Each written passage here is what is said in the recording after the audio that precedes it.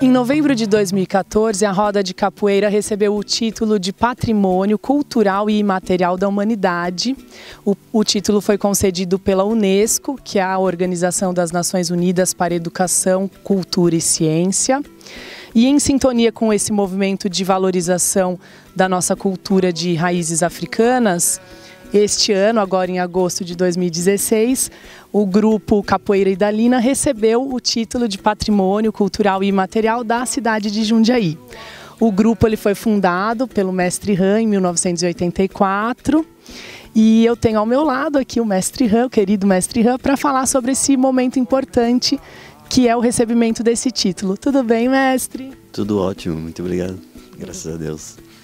O mestre é o meu mestre de capoeira, é meu amigo também, então estou muito feliz de estar conversando com você aqui no meu programa no Direto ao Ponto sobre esse momento importante.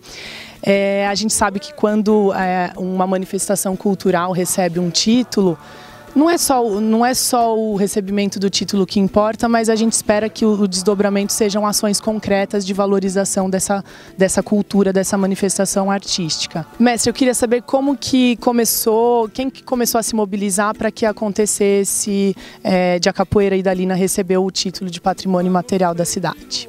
Olha, a gente está constantemente procurando recursos para poder prover para essa comunidade mais carente que é o trabalho, alguma condição de ser capoeirista, de viver a experiência de ser capoeira, porque eu acredito muito na arte da capoeira como ferramenta de formação de caráter. E é bem por aí que a gente vai.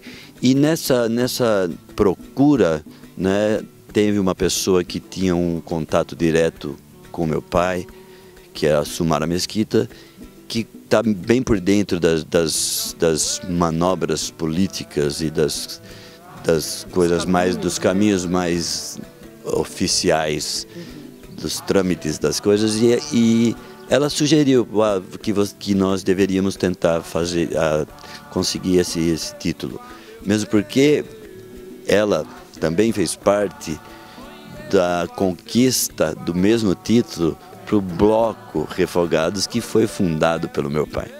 Então foi assim que surgiu essa ideia. O Bloco Refogado do Sandi, que é uma manifestação cultural da cidade, que é muito amada também, né? O povo jundiaense ama, né, esse bloco. Sim, nesse último ano eu até tive lá presente na concentração do bloco. Eu achei que saiu até um pouquinho de proporção. Não sei se meu pai gostaria de ter visto o que eu vi. Né? Tão gigante, né? Ficou um pouquinho além fora daquela galerinha que se encontrava para trocar ideia, para cantar música, para se divertir. Mas está ótimo, né? E foi por aí que começou a ideia de fazer com que a Capoeira Idalina se tornasse um patrimônio cultural imaterial. Aí, em relação a isso, nós tivemos a própria Sumara nos agendou uma visita com o secretário da Cultura, que nos deu o caminho, né, que era juntar toda a documentação que nós temos, os fatos históricos mais marcantes, que eu tenho isso documentado pela imprensa. E esses registros são necessários, né, que daí incluem fotos, recortes de revista e jornal, depoimentos, vídeos. Exatamente. E aí a gente coletou todo esse material antigamente, dos anos 70 até o final dos anos 80, antes da existência tão desse mundo virtual que é a internet, né? Então as coisas eram jornais, eram revistas. Era o papel físico, né? Era o papel, como que em inglês fala, é hard copy, né? É o que você carrega com você. Então nós tivemos a oportunidade de rever toda essa documentação, catalogar, nós tivemos a oportunidade de rever fotos, que para mim foi uma coisa bastante nostálgica, muito legal. Muito emocionante, né, mestre, rever tudo? Muito legal. As minhas primeiras viagens para a Bahia, fotos do primeiro mestre que me inspirou a fazer capoeira nos anos 70, em 74, quando eu era apenas eu era um adolescente fugitivo. Eu fugi de casa porque eu era hippie, eu era o ápice do movimento hippie, quase matei meu pai e minha mãe no coração. E fui sair pelo mundo. E eu fiquei curiosa, quem que é esse primeiro mestre que te inspirou a ser um capoeirista? É um mestre muito conhecido, tá até em livros de Jorge Amado, mestre de mola do Mercado Modelo. Infelizmente faleceu alguns anos atrás, numa besteira de uma coisa, de um desentendimento de vizinhos. E esse mestre, você tem fotos com ele? Eu tenho fotos com ele. Na minha academia, no balcão de entrada, tem uma foto maravilhosa de uma época que a gente tem histórias muito interessantes, porque em algum momento a gente se reencontrou nos Estados Unidos e tinha acontecido algumas intrigas entre nós. Com o de mola? Com o mestre de mola. E no fim ele acabou sendo meu auxiliar em um trabalho mais pesado que a gente fazia lá. E depois foi meu parceiro de shows, né? Fiz nas noites de São Francisco, de boates. E ele era um grande, muito talentoso com música, um excelente percussionista e compositor. E a gente passou até ter uma segunda oportunidade de conviver, que foi interessante. Que na primeira, na verdade, né, em 74, quando eu o conheci, eu não tive aulas com ele, nada formal. Foi lá na Bahia mesmo? Foi na Bahia, foi no Mercado Modelo, quando eu era um garoto fugido de casa. Era um hippie, vendedor de artesanato nas ruas do Farol da Barra.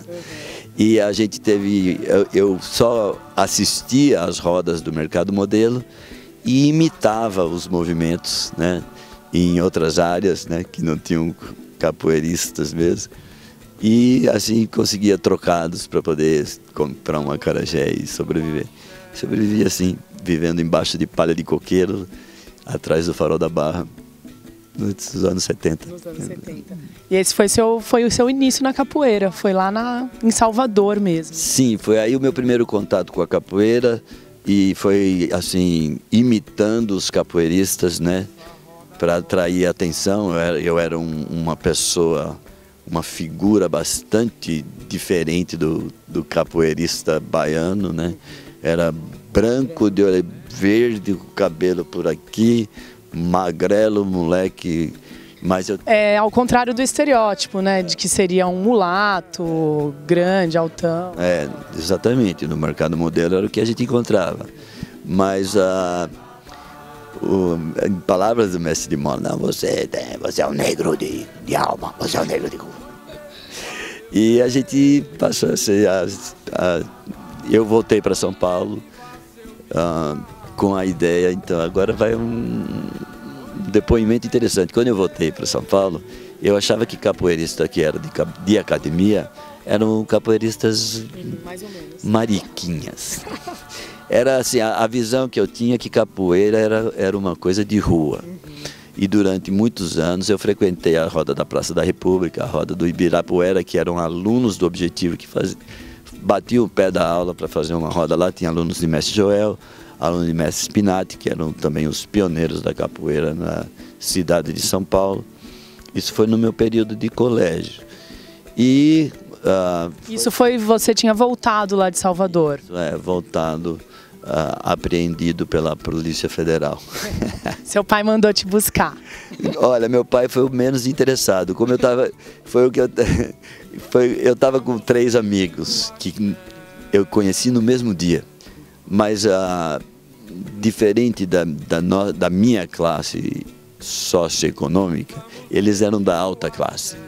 E como foram, e também coincidiu na época da ditadura militar, que pessoas desapareciam por motivos políticos. Então foi existia essa preocupação também, né? Muito.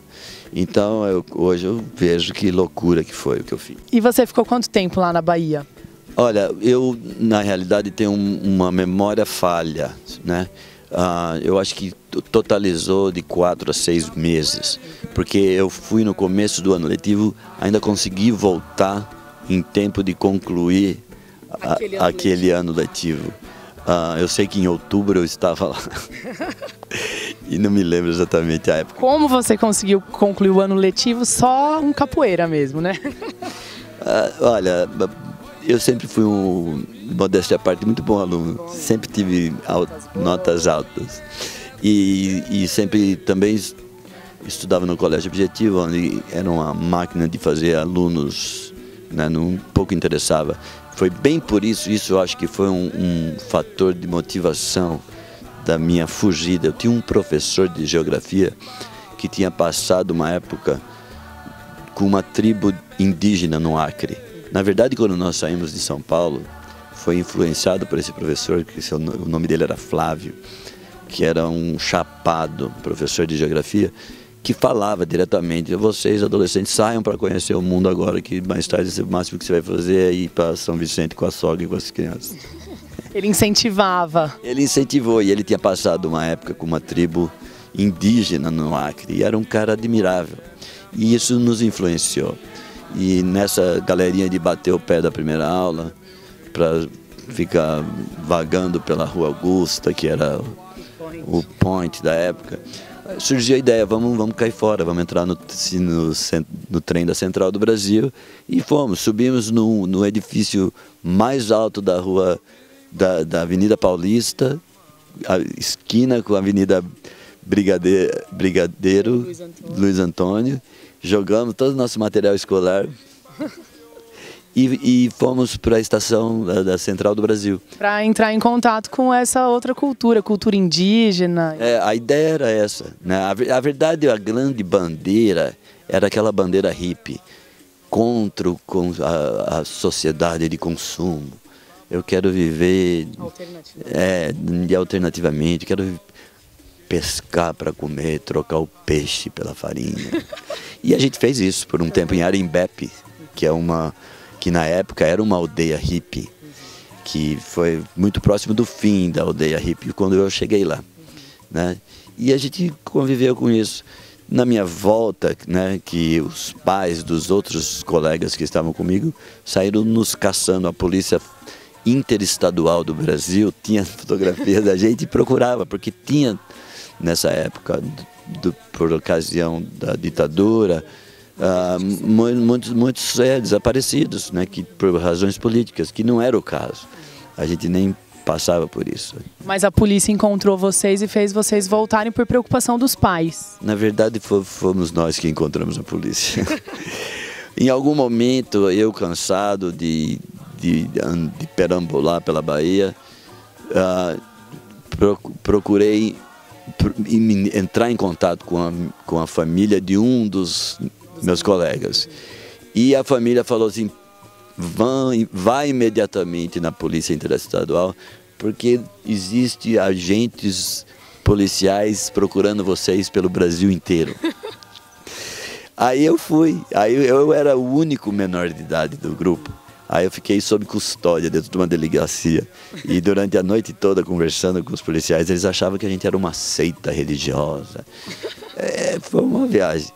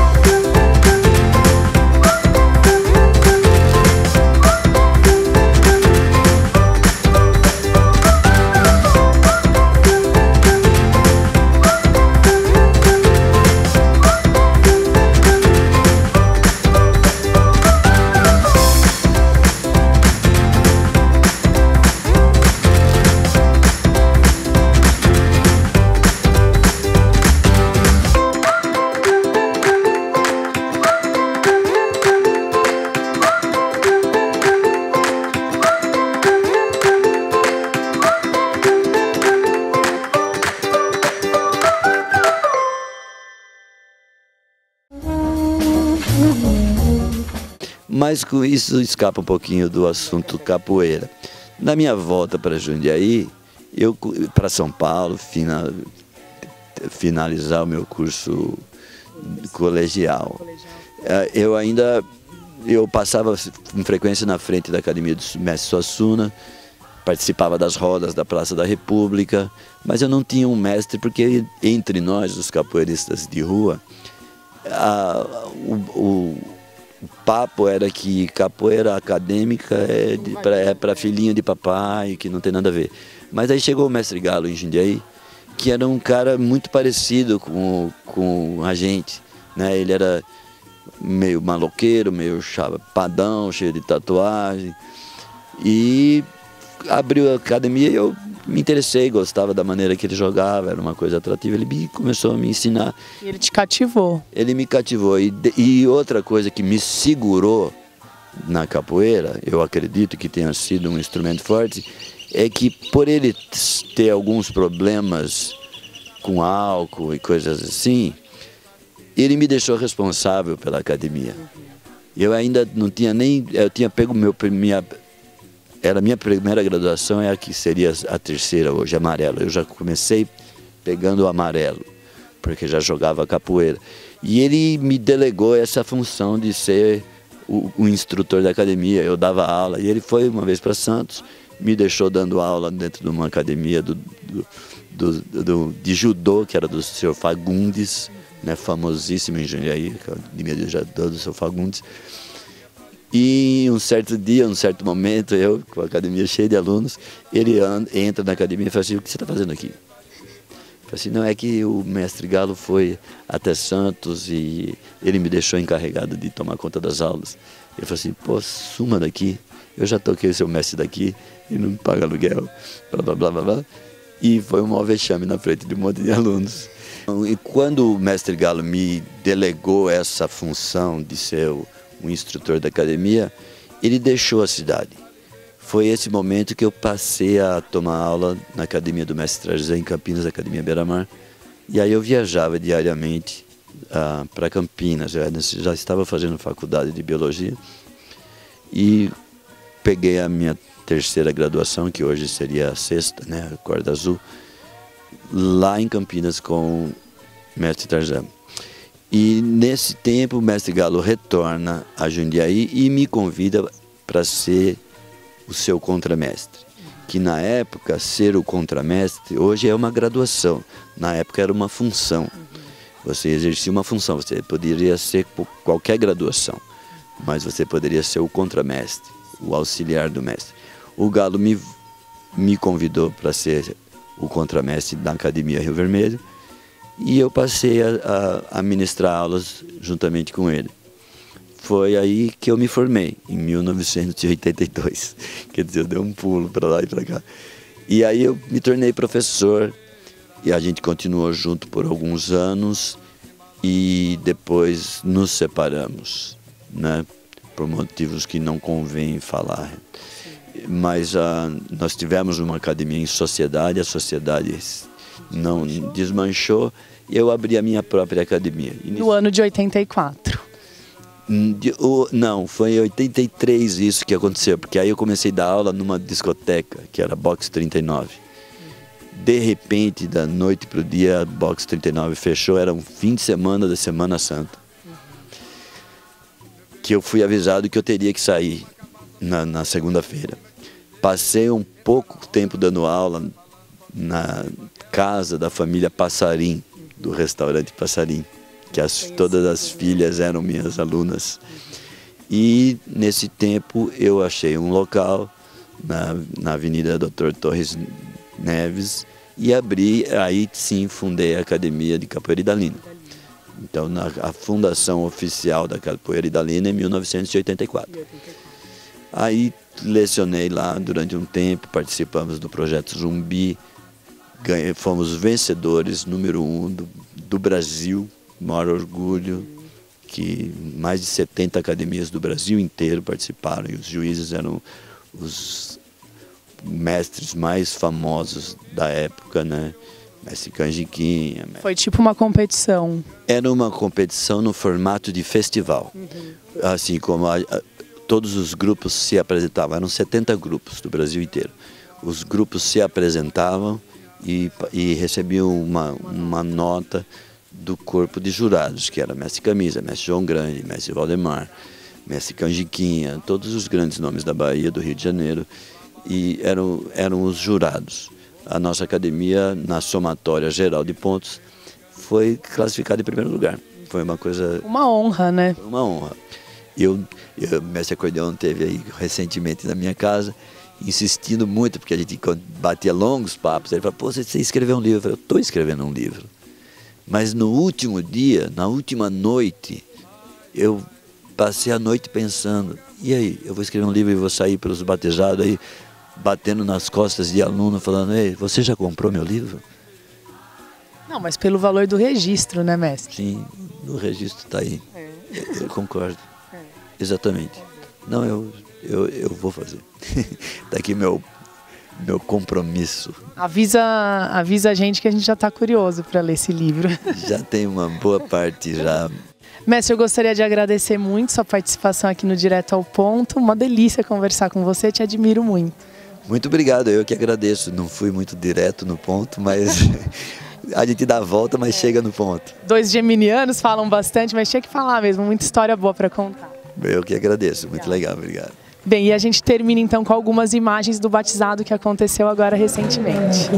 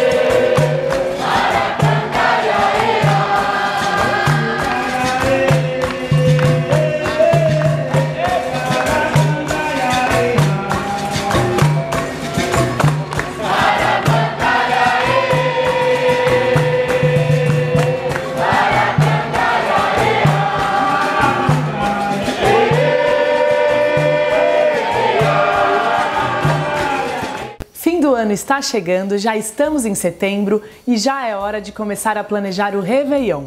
Para quem está em busca de uma viagem especial, a Voyage apresenta 3 opções incríveis de pacotes para a virada de ano.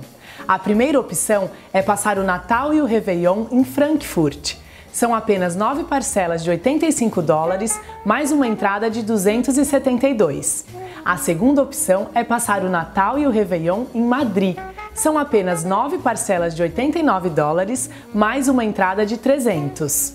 A terceira opção é passar o Natal e o Réveillon em Paris, na Cidade Luz. São apenas 9 parcelas de $115, mais uma entrada de 322.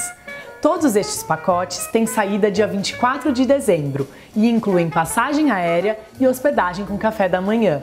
é só ligar na Voage 4521-8800.